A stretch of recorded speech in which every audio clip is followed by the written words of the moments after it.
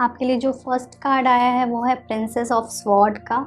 ये कार्ड कहीं न कहीं ये बता रहा है कि हो सकता है कि मंथ में आप बहुत ही लॉजिकल डिसीजंस लें।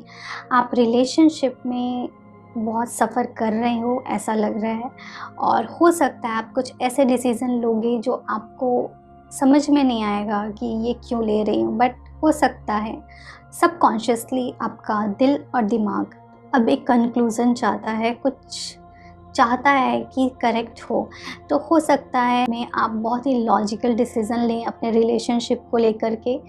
बट ये इसका मतलब ये नहीं है कि आप अपने रिलेशनशिप में अपने पार्टनर से प्यार नहीं करते, आप उनसे प्यार करते हैं, बट बहुत सी चीज़ों को कन्फ्रंट करेंगे जो करेक्ट नहीं चल रहा है आपके रिलेशनशिप में। ओके, वहीं दूसरी तरफ जो कार्ड है वो है टू ऑफ स्वॉर्ड का।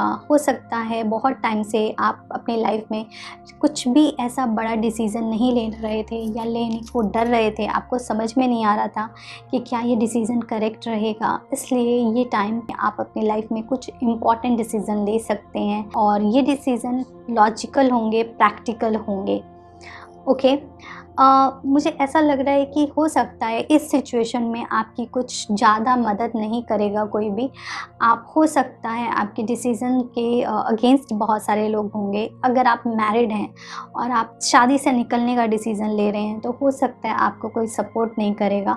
बट अगर आप चाह रहे हैं तो आप ये कर सकते हैं। ऐसा हो सकता है आप में से कई डिवोर्स फाइल कर सकते हैं, या फिर अगर आपका डिवोर्स केस चल रहा है तो आप सेपरेट हो सकते हैं।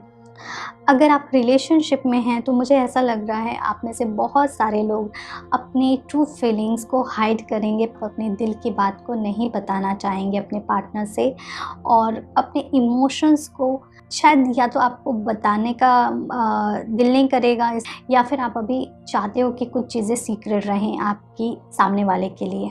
मुझे ऐसा लगता है कुछ एनर्जीज़ हैं जो बहुत स्लो हो जाएंगी, एंड एक एक जो एनर्जी है ना चेंज की और सेल्फ डिपेंडेंट होने की, ये एनर्जी मुझे लग रही है आपके लिए। हो सकता है आप में से कई लोग अपने रिलेशनशिप में बहुत ज़्यादा डिपेंडेंट हो अपने पार्टनर पे, लेकिन एक टाइम पे आपको समझेगा कि आपका पार्टनर नहीं चाहता कि आप उस पर बहुत ज़्यादा डिपेंडेंट हो। तो ये टाइम हो सकता है आप में से बहुत से लोग डिपेंडेंसी में डिपेंडेंट ना रहो अपने पार्टनर पे, और सारे डिसीज़न सारी चीज़ें खुद से करो अपनी लाइफ की। ओके, तो मुझे ऐसा भी लग रहा है कि आपको थोड़ा-सा अलर्ट रहना चाहिए। हो सकता है आपको कुछ ना कुछ टेंशन, हेल्थ इश्यूज़ या फिर आपको मेंटल इश्यूज़ हो सो मेक श्योर आप अपने को ऐसे पर्सन्स के आस-पास रखें, ऐसे फैमिली मेंबर के आस-पास रखें कि अगर कुछ भी इश्यू होता है तो they take care of you. Okay, so ये बात है। मुझे ऐसा लगता है कुछ ऐसे डिसीज़न लेंगे जो आपको लॉन्ग रन में बहुत बेनिफिशियल रहेंगे।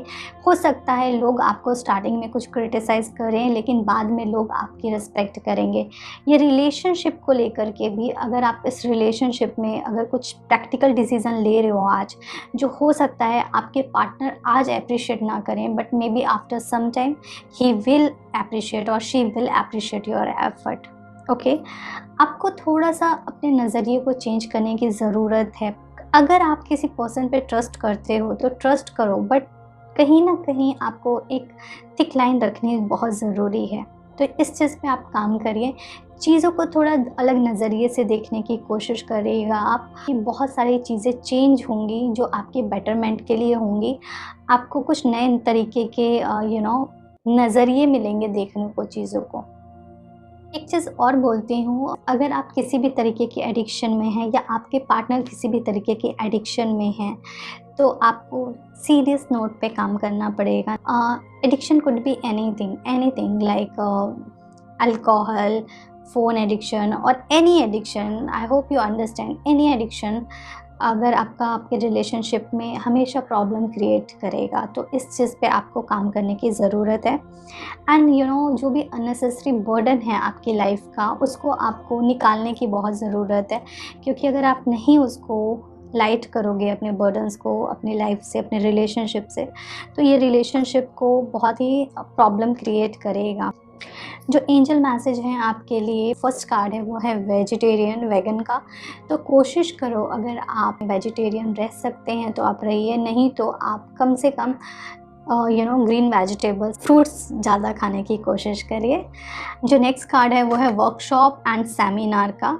सो ये कार्ड ये बता रहा है कि खुद को थोड़ा सा बिज़ी रखें, कुछ ऐसी जगह जाएँ जहाँ पे कुछ नई लर्निंग हो, या फिर ये भी इस चीज़ को आप इस तरीके भी समझ सकते हैं कि अगर आपका रिलेशनशिप काफ़ी टॉक्सिक हो गया है और आपको समझ में नहीं आ रहा कि आपको इस रिलेशनशिप में क्या करना चाहिए, तो आप रिलेशनशिप काउंसलर से मिलें और अपने रिलेशनशिप पे काम करें। क्योंकि अगर आप चाहते हैं तो आपका रिलेशनशिप अभी भी वर्क किया जा सकता है, इस पे काम किया जा सकता है, और बट इसमें आपको किसी की मदद की ज़रूरत लगेगी। ओके, अगर आप किसी दोस्त से बात करना चाहते हैं, दोस्त से करें, किसी फ्रेंड से फैमिली मेम्बर से चाहते हैं, फैमिली मेम्बर से करें, और नहीं तो रिलेशनशिप काउंसलर्स के पास जाएं और अपने रिलेशनशिप पे काम करें।